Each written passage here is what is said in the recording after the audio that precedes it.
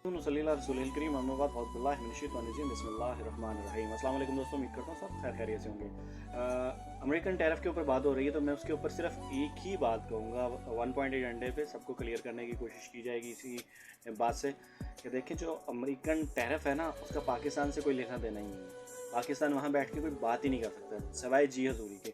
ये जो कुछ मीडिया के ऊपर दिखाया जा रहा है ना कि जी वज़ीर ख़ज़ाना साहब ने ये कह दिया, प्राइम मिनिस्टर साहब ने ये कह दिया, अगर ये ऐसे ही होते तो बेलारूस, तुर्कमेनिस्तान, ताजिकिस्तान जैसे बड़े और अजीम और शान मुल्कों के दौरे ना किए जा रहे होते हैं, बल्कि रशिया, बरतानिया, जर्मनी, फ्रांस के दौरे किए जाते हैं। फिर पता चलता कि जनाब आप कहाँ खड़े हैं। जिस वक्त आपकी दुनिया के अंदर वैल्यू ख़त्म हो चुकी है ना और ऐसे मुल्क तलाश किए जा रहे हैं जहाँ पर आप अपनी करप्शन को सेव कर सकें, तो फिर आपके साथ रिज़ल्ट भी यही आएगा। इसलिए बेहतरीन तरीका यही है इस चीज़ को समझने का कि जनाब आपका मुल्क तकरीबन डिफ़ॉल्ट के करा, बल्कि डिफ़ॉल्ट हो ही चुका है, सिर्फ दिखाया ये मीडिया पे जा रहा है। अदरवाइज़ सच्चाई ये है कि लोग भूख से मर रहे हैं, काश्तकार मर गया है, और आने वाले दिनों में जो नेक्स्ट कमिंग डेज़ हैं उसमें आपको आम मज़दूर भी मरता नज़र आएगा। नेक्स्ट वीडियो तक मुझे दीजिए इजाज़त। अल्लाह हाफ़िज़।